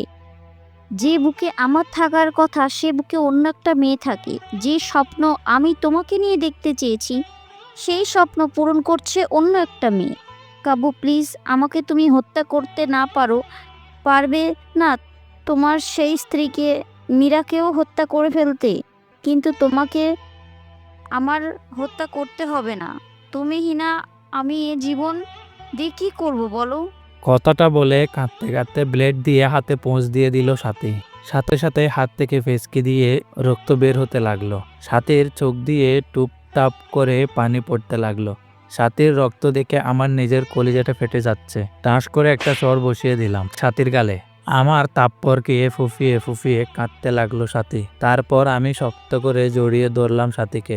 সাথীকে শক্ত করে জড়িয়ে ধরে বলতে লাগলাম, কেন এভাবে পাগলামো করছো? তোমাকে ছাড়া আমি কেমনে বাঁচবো? মীরাকে তো খুব শীঘ্রই আমাদের মাঝ থেকে সরিয়ে আমার ময়না পাখিটাকে আপন করে নিব। কথাটা বলার সময় বুকের ভিতরে একটা চাপা কান্নার আওয়াজ পেলাম। তারপর সাথীকে আমি ছেড়ে দিয়ে সাথীর কপালে একটা ভালোবাসার স্পর্শ এঁকে দিলাম। সাথীকে বাসায় ড্রপ করে বাসায় আসতে দেখি মীরা খাবার নিয়ে বসে আছে। রাত প্রায় 10টা। আমি কিছু না বলে শুয়ে পড়লাম। আপনি খাবেন না? কিছু খেয়েছেন? মন খারাপ আপনার? হ্যাঁ, বাহির থেকে খেয়ে এসেছি। আর হ্যাঁ, মন খারাপ আমার। আর তার কারণ তুই। কথাটা বলার পর পিচ্চিটার দিকে তাকিয়ে দেখি পিচ্চিটা কাঁদবে কাঁদবে ভাব। তখন আমি কম্বলটা টান দিয়ে শুয়ে পড়লাম। মাঝরাতে হঠাৎ ঘুম ভাঙতেই দেখি কেউ একজন শক্ত করে জড়িয়ে ধরে রেখেছে আমায়। চোখ খুলে দেখি পিচ্চিটা আমার বুকে। চাঁদের আলো পিচ্চিটার মুখে এসে পড়েছে। চুলগুলো রং পাল্টাচ্ছে। হঠাৎ নিজের দিকে তাকাতেই চোখ কপালে উঠল আমার। পিচ্চিটার শাড়ি খুলে নিচে ফেলে দিয়েছে। আমি জানি মীরা শাড়ি পরে ঘুমাতে পারে না, কিন্তু 3 পিস তো পরে ঘুমাতে পারে। আজ ইচ্ছা করেই এমন করেছে। তবে পিচ্চিটাকে আজ এত সুন্দর লাগছে যা অকল্পনীয়। মাথার চুলগুলো কপাল বেয়ে মুখে এসে পড়েছে। মন চাচ্ছে ফু দিয়ে চুলগুলো কপাল থেকে সরিয়ে আলতো করে মীরার কপালে ভালোবাসার পরশ এঁকে দেই। কিন্তু এ কি, আমার গায়ে লিপস্টিকের দাগ? মনে মনে ভাবছি, আজ মনে হয় পুরুষ দর্শন করেছে। আমার বুকে লিপস্টিকের দাগ দেখে বিস্মিত হলাম। মীরা ঠোঁটের দিকে তাকাতেই দেখি ঠোঁটের এক বিন্দু লিপস্টিকও নেই। মনে মনে ভাবছি পিচ্চিটা কি সর্বনাশ করেছে। তবে আজ কেন পিচ্চিটাকে এত সুন্দর লাগছে? মন চাচ্ছে সারা জীবনের জন্য আপন করে নেই। হয়তো মীরার সৃষ্টি হয়েছে আমারই জন্যে, কিন্তু না, আমার বুকে সাথী ছাড়া কারো জায়গা নেই। আমার মন প্রাণ জুড়ে শুধু সাথী। তাই মীরাকে কয়েকবার ডাক দিলাম, কিন্তু সে উঠল না। তাই জোর করে ধাক্কা দিতে চোখ কষলিয়ে কষলিয়ে উঠল। তখন আমি বললাম, কি ব্যাপার, আমার গায়ে লিপস্টিকের দাগ কেন? আর তুমি কেন আমার বিছানায় শুয়েছ? আমার না খুব ভয় করেছিল, আর এই রাতে আমি কিছু করিনি, সব আপনি করেছেন। আমি তো আপনার সাইডে ঘুমিয়েছিলাম, আপনি জোর করে বুকে টেনে নিয়েছেন আমাকে। আপনাকে মনে করেছিলাম এমনি অনেক ভালো, কিন্তু ঘুমের ঘরে আপনি যে এত ডেভিল, না ডেভিল না, শুধু ডেভিল বস। আমাকে লিপ কিস করেছেন, ঘাড় কিস করেছেন, বুকেও কিস। এই চুপ অসভ্য মেয়ে। আর কিছুক্ষণ পর বলবে আমার নাভিতে আরো কত জায়গায় করেছি। বলতে হবে না। আপনি ঘুমাননি তাহলে? সব জেগে থেকে ইচ্ছে করেই করেছেন? এই পিচ্চি, চুপ করবে? মিথ্যা কথা বলতে লজ্জা করে না? তোমার শাড়ি কে খুলেছে? শাড়ি কেন কাটের নিচে ফেলে রেখেছো? শাড়ি পরতে পারো না, বিয়ে করছো কেন? আমি না শাড়ি পরতে পারি না, নিজে তো লুঙ্গিটাও পরতে পারি না, আবার অনেকে শাড়ি পরার কথা বলে। পিচ্চিটার কথা শুনে নিচের দিকে তাকাতেই চোখ বন্ধ করে ফেললাম। চাদরটা গায়ে জড়িয়ে কষে একটা থাপ্পড় দিয়ে দিলাম মীরাকে। থাপ্পড়টা খেয়ে মাটিতে পড়ে গেল মীরা। আমার রাগ চরম পর্যায়ে উঠে গেছে। রাগের মাথায় বলতে লাগলাম, এই তুই মরতে পারস না? আমার জীবনটাকে তো নষ্ট করে দিয়েছিস। তোকে জন্ম দিয়েই তোর মা বাবাকে খেয়েছিস, এখন আমাকেও খাবি নাকি? আর তোকে না বলছি আমি তোকে ডিভোর্স দিয়ে দিব, তারপরেও কেন আমার বিছানায় আসিস? আরেকদিন যদি আমার বিছানায় আসিস তাহলে প্রয়োজনে তোকে খুন করে তারপর জেলে যাব। দুঃখিত, আপনাকে খুব কষ্ট দিয়েছি তাই না? আপনার কোথাও ব্যথা লাগেনি তো? আপনার হাতে কি ব্যথা পেয়েছেন?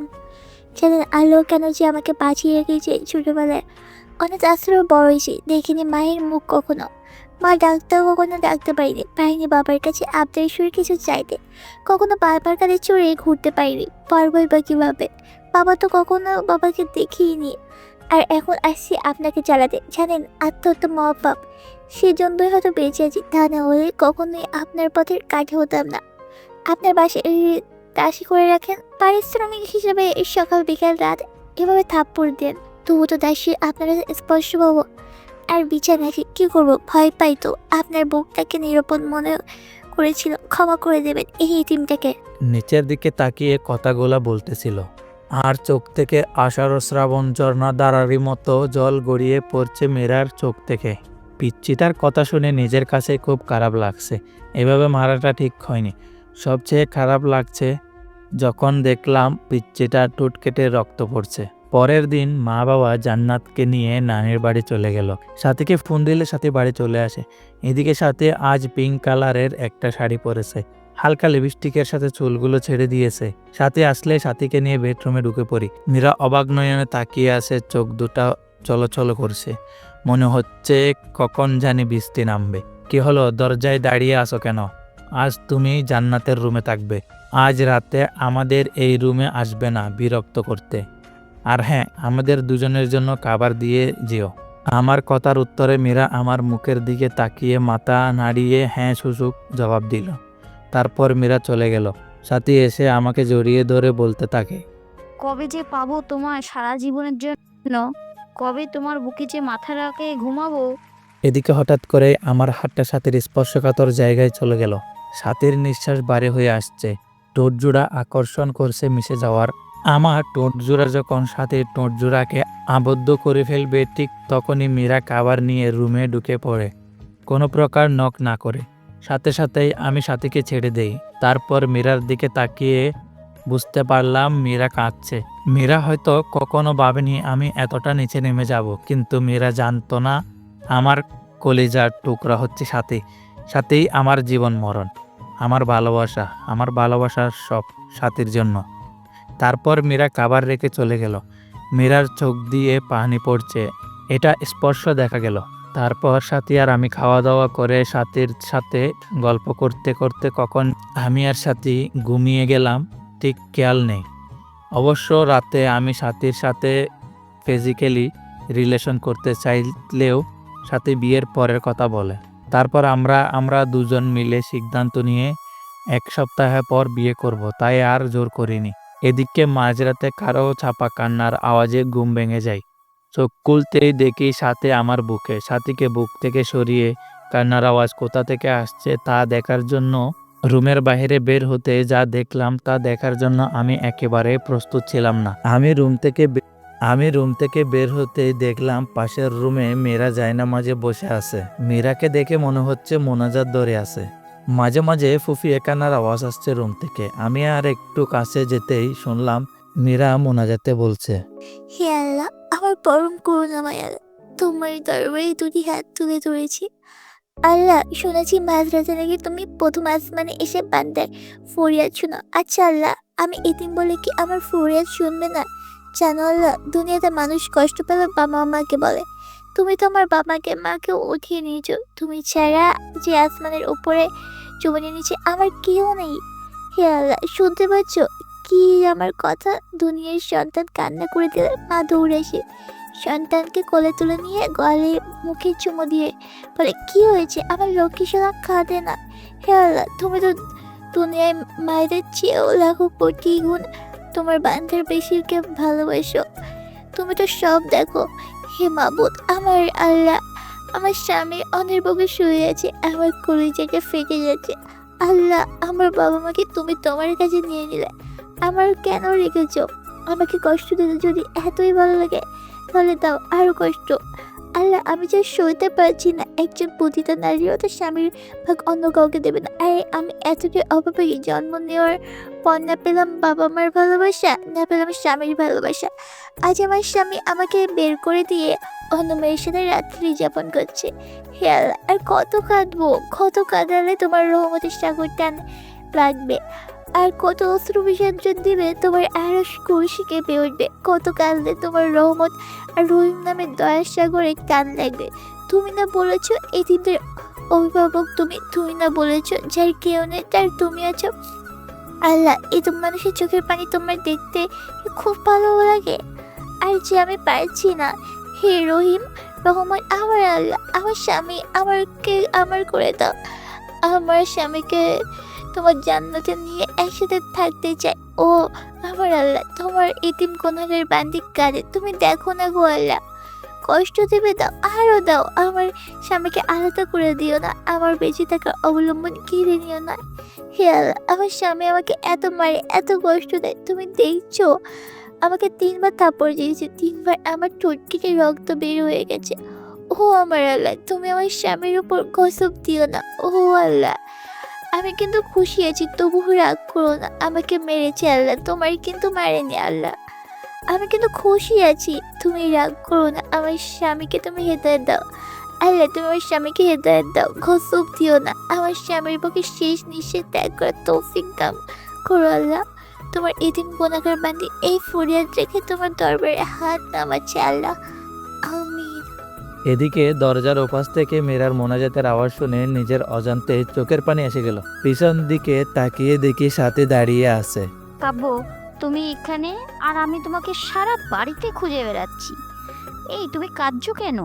কথাটা বলে সাথীও কান্না করে দিয়ে বলল, কাব্য, কখনো আমায় ছেড়ে যাবে না তো? আমি ভয়ঙ্কর একটা স্বপ্ন দেখেছি তোমায় নিয়ে। তুমি যদি কখনো আমাকে ছেড়ে চলে যাও তাহলে ফল কাটা ছুরি নিয়ে বলছি, এটা আমি আমার গলায় চালিয়ে দেব। তুমি আমাকে ছেড়ে যাওয়ার আগে আমাকে খুন করে আমার লাশের উপর দিয়ে যেতে হবে। এদিকে সাথে আমাকে জড়িয়ে ধরে কাটতে লাগলো। আমি শত অনিচ্ছা সত্ত্বেও সাথীকে বাহুডোরে আবদ্ধ করে নিলাম। সাথী কান্না করতে করতে শার্ট ভিজিয়ে ফেলেছে। তারপর সাথীকে ছাড়িয়ে বললাম, ভয় পেও না, তোমাকে ছেড়ে কোথাও যাব না। তাহলে আমার মাথা ছুঁয়ে প্রমিস করো আমাকে ছেড়ে যাবে না কখনো। সাথীর কথাটা শুনে আমার হাতটা কাঁপছে। আমার চোখে বারবার পিচ্চিটার মায়াবী চেহারাটা ভেসে উঠছে। চোখ দিয়ে নিজের অজান্তেই পানি আসতে লাগলো। কি করব কিছু বুঝতে পারছি না। জীবনটা এমন কেন? জীবনে কখনো 1000 বছর বেঁচে থাকার ইচ্ছা জাগে, আবার কখনো এক মুহূর্তের জন্যও নয়। এই কাব্য, তুমি আমার মাথা ছুঁয়ে প্রমিস করবে না কখনো আমায় ছেড়ে যাবে না? প্লিজ প্রমিস করো। তোমাকে হারালে আমি সত্যি মরে যাব, বাঁচবো না আমি। প্লিজ প্রমিস করো, নয়তো ছুরিটা চালিয়ে দিব। প্লিজ এভাবে বলবে না। তুমি যে আমার ভালোবাসা, তুমি যে আমার জীবনের একটা অংশ। এই যে তোমাকে মাথা ছুঁয়ে প্রমিস করছি, জীবনে কখনো কোনোদিন তোমায় ছেড়ে যাব না। তুমি যে আমার ভালোবাসা, তুমি যে আমার জীবনের একটি অংশ। প্লিজ মরার কথা বলবে না আর। আমি কাকে নিয়ে বাঁচবো? আচ্ছা কাব্য, তোমাকে একটা কথা বলে রাখি, রাগ করবে না তো? হুম, কি বলবে বলো? আমায় একটা পাপ্পি দিবে? আচ্ছা, কাছে এসো। কাছে আসার কথা শুনে সাথী এতটা কাছে এসে পড়ল যে সাথীর নিঃশ্বাস আমার মুখে পড়ছে। আমার ইচ্ছে করছে না, তবুও নিজের অজান্তে সাথীর কপালে একটা ভালোবাসার পরশ এঁকে দিলাম। এদিকে সাথী আমাকে ধাক্কা দিয়ে বিছানায় ফেলে দিল। তারপর আর কিছু মনে নেই, তবে কে যেন দরজাটা চাপিয়ে দিল। হঠাৎ বিছানাটা কাঁপছে, চোখ খুলতেই দেখি ফোন এসেছে। ফোনের স্ক্রিনের দিকে তাকাতেই দেখি হিটলারটার ফোন। আমি বয়ে বয়ে ফোনটা তুলতেই ওপাশ থেকে বলতে লাগলো, কখন থেকে ফোন দিচ্ছি, তোর ধরার কোনো নামই নেই। কয়টা বাজে, এখনো ঘুমাচ্ছিস? তাড়াতাড়ি এসে গেট খুলে দিয়েছে। হে আল্লাহ, কাম সারছে। সাথী এখনো আমার বুকেই শুয়ে আছে। এত সকালে সাথীকে বাসায় দেখলে আমাকে কুরবানি করবে। মাথা কাজ করছে না। এই সাথী, আর কত ঘুমাবে? এবার উঠো। বাবু, আর একটু ঘুমাই। উঠবা তুমি? তাড়াতাড়ি উঠো। তারপর সাথী চোখ কসলিয়ে কসলিয়ে উঠে বলল, কি হয়েছে? বাবা এসেছে, বাইরে দাঁড়িয়ে আছে, কোরবানি করবে আজ আমাদের। এখন কি হবে? যা হবার হবে, বুক থেকে সরো, শাড়িটা পরে নাও। তারপর সাথী শাড়িটা ঠিক করে রুমের বাইরে এলো। আমি বয়ে বয়ে বাসার গেট খুলতে বাবা বলল, গেট খুলতে এত সময় লাগে? আর ওই মেয়ে এখানে কেন? কেন এসেছে এত সকালে? আমি ঠিক কি বলবো ভেবে পাচ্ছি না, খুব ভয় হচ্ছে। পাশ থেকে তখন হঠাৎ মীরা বলতে লাগলো, আর সাথে আমার বান্ধবী এদিক দিয়ে যাচ্ছিল আর আমাকে ফোন দিলে আমি আসতে বলি। সে আসার পর দেখি কাব্য আর সাথে সাথে পুরো পরিচিত। ওহ আচ্ছা, সাথীমা, তুমি কিছু মনে করো না। কাব্যর বাবা এমনি সব কিছু সন্দেহের চোখে দেখে। আন্টি, আমি কিছু মনে করিনি। আমার আজ একটু তাড়া আছে। তাহলে এখন উঠি, অন্য একদিন আবার আসবো আন্টি। সাথে চলে গেলে মীরাকে ছোট্ট করে একটা ধন্যবাদ দিলাম। মীরা করুণ দৃষ্টিতে আমার দিকে তাকালো। এদিকে মীরার কলেজের ক্লাস শুরু হয়ে গেছে। এতদিন কাজের ব্যস্ত এবং নতুন বউ ছিল, তাই যাওয়া হয়নি। তারপর আব্বু মীরাকে কলেজে দিয়ে আসতে বলল। বাবার কথা মতো মীরাকে কলেজে নিয়ে যাওয়ার জন্য বের হইলেই সাথী ফোন দেয়, জিজ্ঞাসা করে, কাব্য, বাবু, কোথায় তুমি? এই তো আব্বু মীরাকে কলেজে নিয়ে যেতে বলল, তাই দিয়ে আসতে বের হলাম। আচ্ছা, তোমার যাওয়ার কোনো প্রয়োজন নেই। মীরাকে গাড়ি দিয়ে কলেজে পাঠিয়ে দাও। আমি সাথীর কথা মতো তাই করলাম। তারপর দুপুরে বসে আছি, তখন হঠাৎ মীরার নাম্বার থেকে ফোন আসলো। আমি ফোনটা ধরতেই ওপাশ থেকে অপরিচিত কণ্ঠে কেউ একজন বলল, এক্সকিউজ মি, ফোনটা দাস তিনি দুর্ঘটনায় মারা গেছে। লাস্ট ডায়ারে আপনার নাম্বারটা ছিল, এই জন্য আপনাকে কল দিলাম। প্লিজ, মেয়েটি যদি আপনার পরিচিত হয়ে থাকে তাহলে চট্টগ্রাম মেডিকেল কলেজে হসপিটালে আসুন। বেশি দেরি করবেন না, খুব জলদি চলে আসুন আপনারা। কথাটা শুনে কিছুক্ষণের জন্য আমি পাথর হয়ে গেছিলাম। কি থেকে কি হয়ে গেল কিছুই বুঝলাম না। সাথে সাথে হসপিটালে গিয়ে দেখি লাশের মাথাটা কেমন যেন তেতলে গেছে, নাক দিয়ে রক্ত বের হয়ে আসে, মুখটা অনেক মায়াবী লাগছে। আজ কেন জানি আমার বুকটা ফেটে কান্না আসছে। কিন্তু কেন? আজ তো আমার খুশির দিন। আমার পথের কাটা দুনিয়া থেকে বিদায় নিয়েছে। তবে কেন এত কষ্ট হচ্ছে? মনে হচ্ছে প্রাণটা দেহ থেকে বের হয়ে যাচ্ছে। হে আল্লাহ, ভালোবাসা পাওয়ার জন্য নিজের স্ত্রীকে খুন করে ফেললাম। তার কিছুক্ষণ পর মা বাবা আসলো, তারাও কাঁদছে। বাবা সবচেয়ে বেশি কাঁদছে। তারপর মীরাকে হাসপাতাল থেকে বাসায় নিয়ে আসা হলো। আজ মীরার দাফন। আমি মীরার লাশটা কাঁধে নিয়েছি। মনে হচ্ছে কলিজা থেকে ছুরি চালিয়ে দিয়েছে। দূরে সাথীকে দাঁড়িয়ে থাকতে দেখলাম, সাথীও আজ কাঁদছে। আকাশ বাতাস আজ কাঁদছে মনে হচ্ছে। তারপর মীরাকে দাফন করে কিছুক্ষণ কবরের পাশে দাঁড়িয়ে থেকে চলে আসলাম। তারপর সাথী আমাকে নির্জনে ডেকে নিয়ে অনেক কান্না করলো, ক্ষমাও চাইলো। সরাসরি আমার পায়ে পড়ে বলতে লাগলো, কাব্য, আমাদের ভালোবাসার জন্য একটা নিষ্পাপ জীবনকে হত্যা করে ফেললাম। আমি সাথীকে সান্ত্বনা দেওয়ার জন্য বললাম, তুমি কিছু অন্যায় করনি। যদিও বা করো, তাহলে সব তোমার ভালোবাসাকে পাওয়ার জন্য। তারপর সাথী চলে গেল। আমার মনে হচ্ছে মীরার ছায়া প্রতিনিয়ত আমার পাশে ঘুরে, কেমন যেন উদাসীহীন উদাসীহীন লাগছে। আজকে ভাবলাম সাথীর কাছে যাই, এভাবে আর পারছি না। আজ রাতটা সাথীর সাথে থাকবো। সাথীকে ফোন দিয়ে পেলাম না, এজন্য সরাসরি বাসায় চলে গেলাম। বাসায় গিয়ে দেখি দরজা খোলা। আমি সরাসরি সাথীর রুমে চলে গেলাম। হঠাৎ সাথীর রুমের কাছে যেতে দরজার ভেতর থেকে পুরুষ কণ্ঠে আওয়াজ শুনলাম। আমি ভেতরে কি হচ্ছে তা দেখার জন্য জানালার পর্দা সরিয়ে রুমের ভেতরে তাকাতেই চমকে উঠলাম। এটা কি হচ্ছে? সাথী আর তার ভাই রক্তে এত ব্যস্ত। তারপর হঠাৎ সাথী আর সাথীর ভাই যা বলল তা শোনার জন্য আমি একেবারে প্রস্তুত ছিলাম না। তাদের কথোপকথন। বাবু, কতদিন ধরে আদর করো না, প্লিজ আর একটু কাছে এসো। আমার বাবুটা কি হট। সজীব, যাকে সাথীর ভাই হিসেবে চিনতাম। ইস, আমার বুঝি লজ্জা করে না? ওমা, তাই বুঝি? কোথায় লজ্জা করে? কথাটা বলে সজীব সাথীকে কিস করতে লাগলো আর বলতে লাগলো, বাসরাতে কি আগে জড়িয়ে ধরেছিল। আর আমরা তো স্বামী স্ত্রী, আর স্বামী স্ত্রীর মাঝে কিসের লজ্জা? পৃথিবীর সবাই জানে আমরা ভাই বোন, তবে আমরা দুজন ছাড়া। কথাটা বলে সাথীর ঠোঁট জোড়ার সাথে সজীবের ঠোঁট জোড়া আবারও মিলিয়ে দিল। এদিকে সব দৃশ্য দেখে আমার পায়ের তলার মাটি সব সরে যাচ্ছে। চোখ দিয়ে অজরে পানি ঝরছে। যার জন্য আমার নিষ্পাপ বউকে হারালাম, মন চাইছে কালনাগিনীকে খুন করি এখন। মীরার মুখটা এখন বারবার চোখের সামনে ভেসে ওঠে আমার। ওগো, শুনছো? আমাদের প্ল্যান সাকসেসফুল হওয়ার পথে। আমাদের পথের কাঁটা মীরাকে গাড়ি চাপা দিয়ে মেরে ফেলেছি। মেয়েটা কাব্যকে অনেক ভালোবাসতো, কিন্তু আমার অভিনয়ের কাছে সব ভালোবাসা চাপা পড়ে গেল। আমার বউটাও নাই অ্যাওয়ার্ড পাবে। তুমি একদম পারফেক্ট অভিনয় করেছো। আর সবচেয়ে রিল গাড়ির নিচে চাপা পড়ে মারার প্ল্যানটা, সাথে সাথেই অভিনয়টা একদম সুপার হিট ছিল। দেখতে হবে না বউটা কার?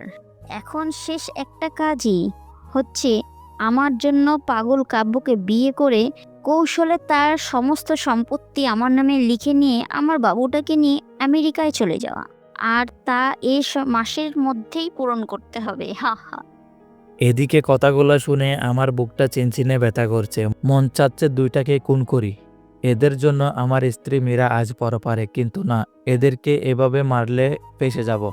তাই কৌশলে আমার স্ত্রী হত্যার প্রতিশোধ নিতে হবে। আজ বাইক চালাচ্ছি আর মীরার কথা ভাবছি। মনে হচ্ছে মীরা আমার পাশে বসে শক্ত করে আমাকে জড়িয়ে ধরে আছে। চোখ দিয়ে নিজের অজান্তেই পানি আসছে। বাড়িতে এসেই বাবাকে জড়িয়ে ধরে ছোট্ট বাচ্চার মতো কান্না করে দিলাম। খুব কষ্ট হচ্ছে আমার। বাবা মাথায় হাত বুলিয়ে দিয়ে বলল, আল্লাহর উপর ভরসা রাখ, তিনি সব কিছু ঠিক করে দিবেন। তারপর রুমে এসে শুয়ে পড়লাম। চোখ বন্ধ করলে পিচ্চিটাকে দেখতে পাই। খাইতে গেলেও মনে হয় কে যেন বলে, তুমি খাবে না? তুমি না খেলে আমিও খাবো না। আমি পারছি না এভাবে আর থাকতে। তারপর হঠাৎ ক্রিং ক্রিং করে ফোনটা বাজছে। ফোনের দিকে চেয়েই দেখি কালনাগিনীটা ফোন দিয়েছে। শত অনিচ্ছা থাকা সত্ত্বেও ফোনটা ধরলাম। ওপাশ থেকে, আমার বাবুটা কেমন আছে? আমার বাবুটাকে বড্ড বেশি মিস করছি। বাবুটা একটু আমার সাথে দেখা করবে কি পার্কে? আমার যে বুকটা চিনচিন করছে ব্যথায়। এতগুলো। আর অল্প দিন পরেই আমার বাবুকে আপন করে পাবো। প্লিজ এসো, পার্কে এসো। আমি কিছু না বলে কালনাগিনীটার ফোনটা কেটে পার্কে চলে গেলাম। পার্কে গিয়ে চুপচাপ পাশে দাঁড়িয়ে আছি। কালনাগিনীটার নীল শাড়ি পরেছে, নোংরা শরীরটাকে ডেকে রেখেছে নীল পোশাকের আড়ালে। যদিও কেউ নোংরা মনের কার্যকলাপ দেখতে পারতো, মনে হয় কেউ তুতু পর্যন্ত দিত না এই শরীরে। কি হলো বাবু? তোমার পছন্দের শাড়ি পরেছি, কেমন লাগছে তা বলবে না? কি বলবো? আচ্ছা বাদ দাও, আমার পথের কাঁটা তো আর নেই। চলো না বিয়ে করে নিই। তোমাকে ছাড়া রাতগুলো আমার নির্ঘুম কাটছে। তুমি যে আমার স্পন্দন। খুব ইচ্ছা করে তোমাকে আপন করে নেওয়ার। আল্লাহ আমার সেই ইচ্ছা পূরণ করবে না? আমি যে তোমাকে নিজের থেকেও বেশি ভালোবাসি। কথাটা বলার সাথে টাস টাস করে চোর বসিয়ে দিলাম। আর সহ্য হচ্ছে না। এই, তুই আমাকে ভালোবাসিস? তাহলে সজীবকে? কাব্য, কি বলছো এসব? সজীব তো আমার ভাইয়া। এমন চেহারা দেখে যে কেউ কালনাগিনীটার মায়ায় পড়ে যাবে, কিন্তু আমি নই। ছি, তোর লজ্জা করে না নিজের স্বামীকে ভাই বলতে, স্বামীকে ভাই বানাতে? আমি সেদিন তোর বাসায় গিয়ে সব দেখেছি আর শুনেছি। তোদের দুটোকে আমি নিজের হাতে খুন করে আমার ফুলের মতো নিষ্পাপ স্ত্রীর হত্যার প্রতিশোধ নিব। হা হা হা। তার আগে দেখ এই ভিডিওটা। তুই যদি সাথীকে বিয়ে না করিস তাহলে বলবো তুই সাথীকে বিয়ের প্রলোভন দেখে তার সর্বনাশ করেছিস। আর সাথী এখন অন্তঃসত্ত্বা, তাই বুঝে নে কি করবি এখন তুই। কথাগুলো শুনে পিছন দিকে তাকাতেই দেখি সজীব মোবাইল ফোনে সাথীর আর আমার হোটেলের রুমের ভিডিও এবং বাসার ভিডিও তুলে রাখছে। এইসব দেখে নিজেকে আর কন্ট্রোল করতে পারছিলাম না। ফোনটা হাত থেকে নিয়ে আছাড় মেরে ভেঙে ফেললাম। বাবু খুব রাগ করেছো? এমন হাজারো ভিডিও আছে। আচ্ছা বাবু, রাগ করো না। আগামী সপ্তাহে আমাদের বিয়ে, তুমি কাজী অফিসে চলে এসো, নয়তো থানাতে পাঠাবো বাসর করতে। ওদের কথা শুনে আমি আর কিছুই বলতে পারলাম না। এসব আমার পাপের ফল। তাই এখান থেকে বাসায় চলে আসলাম। বাসায় এসে মীরার ছবিটা বুকে নিয়ে কান্না করতে করতে ঘুমিয়ে গেলাম। পরের দিন সকালবেলা টেলিভিশনে অন করতেই আমি যা দেখলাম তা দেখার জন্য আমি মোটেও প্রস্তুত ছিলাম না। সিজন 2 খুব তাড়াতাড়ি আসবে। সিজন 2 দেখার জন্য আমাদের চ্যানেলটি সাবস্ক্রাইব করে আমাদের পরিবারের একজনের পাশে থাকুন। ধন্যবাদ।